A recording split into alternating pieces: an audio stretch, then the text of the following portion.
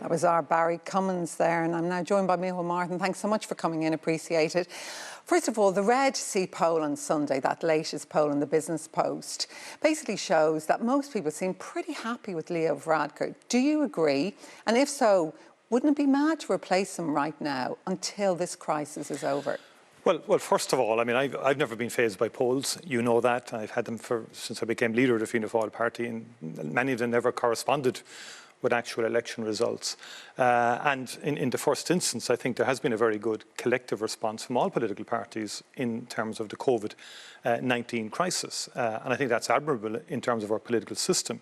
We did something similar in Brexit, and I certainly did as leader of the opposition then, in terms of my approach to putting the country first and the Fianna Fáil's view of putting the country first. But I think all political parties, bar none, put their shoulder to the wheel in terms of adhering to public health advice, to making sure that NPHET and Dr. Tony Holohan, that their advice was adhered to in the beginning in particular. I think that's positive and that's good. But that said, the most important thing now in my view is that we get a programme for government that can sustain over the next 5 years, that can lead to the restoration and recovery of the Irish economy, and indeed transformative in terms of society and the quality of life for people in areas such as housing and health and climate change. Okay, I think what most people would like to know, as a would-be Taoiseach, what you might do differently. For instance, how would you change the roadmap for unlifting the restrictions and reopening our economy? How would you change that? Well, just as a preface to that, I think I was very anxious at the start that we wouldn't have political competition, so to speak, in relation to our response to COVID-19, because I think that would have been very damaging to the collective public effort. I mean, the Irish people did respond to the various restrictions that had to be put in place and that were gradually implemented on the advice of public health officials. That's important. Likewise, in terms of the roadmap, and I work with government on this. Would you change it? As the roadmap is laid out, no, but it is flexible. I mean, that has been... What is flexible? Like if the actual roadmap itself, no, in terms of the programme itself, if you read the preface of it and so on, it basically says, it can be refined over time, subject to public health advice. But are there any specifics you might change? Well, I think we need, for example, clarity and detailed clarity in relation to the Leaving Certificate.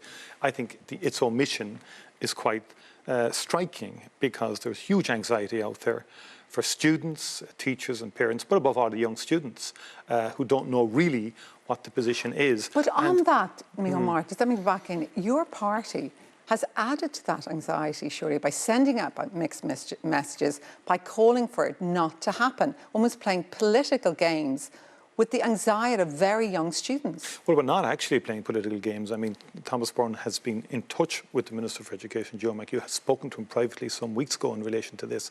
We haven't really been brought into the inner workings in terms of what the State Exam Commission and the Department are planning.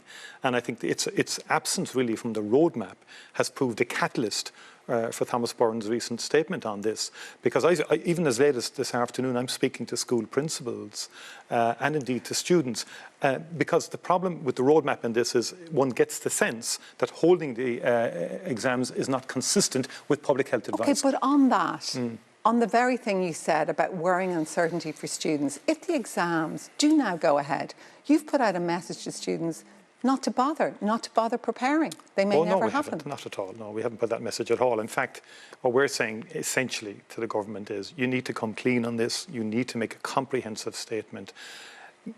Principals, believe me, are talking to us as politicians. I'm sure they're talking to other party leaders and other spokespeople about the sheer logistics of this, and all the various problems and challenges that arise. But you're saying as somebody who might be Taoiseach in a few weeks that it should be cancelled. Yeah, we're saying basically that an alternative should come forward. Because of the roadmap has been published, there's a clear time frame there. It seems to us very difficult to see and understand how it's compatible with the advice that that's generally out there from public health and that public health officials have issued. Now, what I would say even now tonight, I think there should be a greater engagement between public health and the Department of Education in relation to this issue. It is an urgent one, and it does need to be dealt with Speaking about public health, as you know, there was a lot of stories all over the weekend in the past few days about NPHET, a lot of unnamed TDs and ministers saying they're very unhappy about the control that NPHET has had. Are you happy with the relationship between NPHET and the government? Yes, I didn't like some of those stories and those narratives. It was almost as if there was, at the end of the crucial phase of this, let's turn on NPHET and turn on certain personalities. But they got too much control, do you think? No, you see, that's a matter for government. I mean, I was a Minister for Health that oversaw our response to SARS. Now, SARS wasn't of the same order as COVID-19. But the public health, I had a special committee established. You do need that in a crisis, by the way. You can't have politicians vying with each other for profile or jousting with each other. You have to have coherent public health advice, particularly at the beginning of a crisis. You can't have people looking over their shoulders in the middle of a crisis. And it's easy in hindsight to start lecturing and hectoring people about how they perform. But when you're in the middle of a global pandemic, you need people to stand up. I think our public health officials stood up to the test, in my view. We wouldn't agree maybe with everything they said. Okay. We might have our private reservations about that, but you cannot have a situation where one would endeavour to continually or consistently undermine their views. Back in on that, because I suppose it is a balance, and many Irish people are worried about a second wave, if it's embedded so much in our community. We all know we're spending about 600 million at the moment just to keep our economy on life support. Have you thought about the moment when you are Taoiseach, if you become Taoiseach, when you might have to go against public health advice and lift restrictions to keep our economy afloat? Well, of course. I mean, the point I was making, accountability comes through NPHET to the Minister for Health, to government. I mean, that should be the chain of command, so to speak, or chain of accountability. That's it in essence. And of course, there is always interaction in those scenarios. There is always discussions. And it's not as black and white as it might appear in public from time to time. But the restoration of the economy is going to be very important, because I get a sense the general public may not be aware of the gravity facing the country in terms of the economic impact and implications of COVID-19. And I think that's an area we've got to direct greater attention to. Would there be any more transparency if you do become Taoiseach about what goes on at those meetings? Because I think that adds to the currency. If you're a small or medium-sized business, a hotel or a pub, you want to know if you're going to survive, and you want to know how these decisions that are affecting you, your families, your livelihoods, how they're being made. I think in the programme for government, and it's all parties involved, I've been consistently calling for transparency in relation to COVID-19. I felt, for example, there should have been transparency around clusters in nursing homes. I would have said that 8 weeks ago, in terms of meat factories, in terms of whatever clusters emerge. Other countries publish the figures district by district. Likewise, in terms of sectors of the economy, I think there still is an issue there in terms of who one engages with, to sort of say, here are our protocols, here's how we think we could restart our sector of the economy more quickly than maybe you think we could. Please, and that engagement needs to happen more quickly. In terms of construction, for example, is one example. They're already ahead in terms of saying, here's how we would do construction. Hospitality are coming forward. I think maybe the government could do with more external advice as well, expert advice in terms of how various sectors of the economy would actually organise. Take health, for example. One of the areas that has been missed has been the non-COVID dimension of health. Those patients who need urgent diagnostics for cancer, for a variety of services and procedures.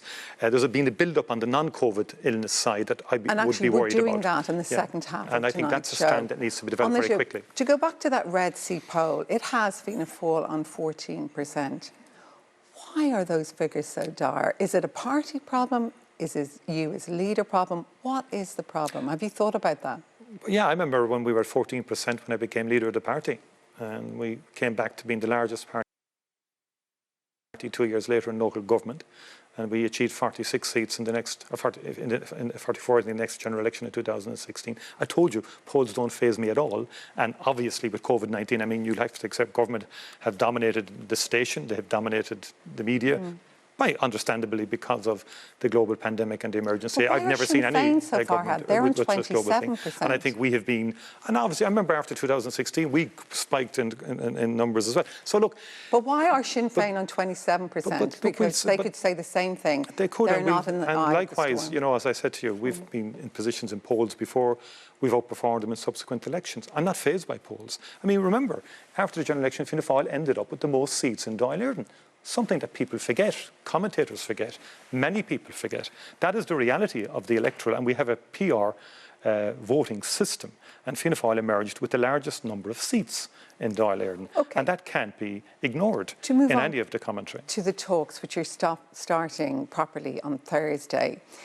As we all know, one of the key for the Greens is the 7%. I think it sounds like you and Fine Gael, you and Leo, at least Varadkar, have agreed that you will try to achieve that. How would you achieve a reduction in the first year of the new government of carbon emissions? How would you do that? Well, the first year might be a bit more easy given COVID-19 and the impact that's going to have. It will be quite a significant drop. I think across different sectors, I think in terms of, for example, there'll have to be a deep retrofit programme initiated and commenced. Re-wetting of our bogs, for example. There'll have to be measures in terms of transport itself, remote working, for example, and working at home. But we heard today Robert Watts saying the best way to do it is to cut the national herd. He's talking about 5%. That was in comments, my understanding is, through the prism of public expenditure in relation to deep retrofit and energy efficiencies. He was preferring cuts in agriculture to energy efficiency. Energy efficiency is a better long-term approach. Agriculture may be looked at in a European-wide basis.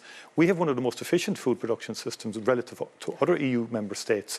And I think we have to be imaginative and creative. What COVID-19 has taught us, by the way, is the importance of food security and access to food when required. But that said, we have to continue to strive to be more efficient in terms of greenhouse gas emissions within agriculture. Teagasc has laid out a roadmap for the achievement of that. And Irish agriculture hasn't been behind the door in terms of coming forward with more effective and efficient means of food production. You heard today, and that remains the challenge for us, and we have to commit to doing that. Councillors are unhappy about the idea of this government happening. How are you going to A, reassure them, and B, will you make sure that everyone in the parliamentary party gets a vote, gets a postal vote? How are you going to do that in the entire Fianna Fáil party? Well, first of all, this has been the most comprehensive consultation with the Fianna Fáil party in its history.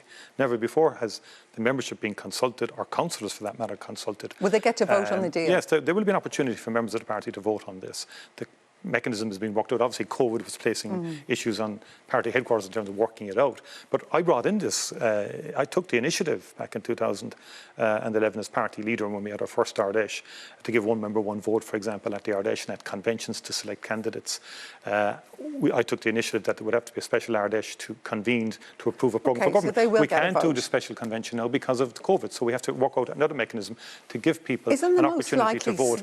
But could I say, Fine Gael councillors unanimously came out in favour of it. We have different views across the country. Let me come back. And we have contacted almost every councillor in the country now to get their views on the framework document initially. We will continue our consultations. I've spoken to every single member of the National Executive as well. Isn't there a danger, a lot of people are suggesting that, as you know, people like Micheál Martin were against it, that 2/3 of the Green Party have to vote for any deal that happens, that at the end of the day, the Greens will pull, Fine Gael will go to the country, and Fianna Fáil will be the big losers at the end of the day? Well, no, I mean, I think that you can look, we can dream up all sorts of scenarios. I'm an experienced politician. I think, you know, if any politician wants to chance their arm with the Irish public in the middle of the worst global pandemic in 100 years we've experienced, in an economic crisis that's consequential on it, and that needs urgent attention from all politicians, I think that would be a huge disservice to the Irish people. I think the Irish people would be very angry about that.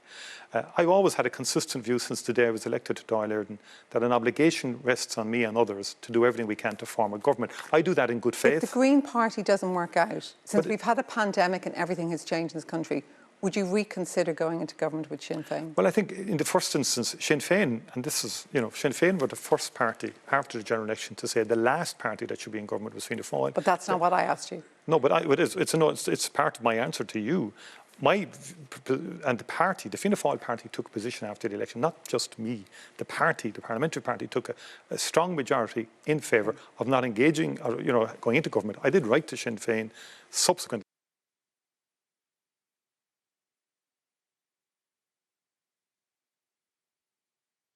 I spoke to the leader. I didn't get a reply back, but that's history at this stage. We have opened up. We've written to the Social Democrats. We've written to the Labour Party as well. After all that's happened, just to be clear, Micheál Martin, after all we've been through in this country, pandemic, etc., it's still your position you would not go into government? Well, we're now on the process to literally formulate a programme for government with the Green Party. If that doesn't work, Fine Gael Party. But I mean, I think it will work. And I think we have to, there's a lot of good people wishing this on as well, by the way. A lot of good number of people, I mean. A lot of people want the government formed that would be coherent and consistent on key policies. I mean, Sinn Féin's policy on climate change, I think, was one of the worst in the elections, manifestos. We're very committed. Our manifesto was very progressive on climate. I'm personally very committed to it. I think we do need sustainability into the future. I think the younger generations need it, and I think it is inextricably bound up with quality of life. The one thing COVID is teaching us is we need to change the way we live.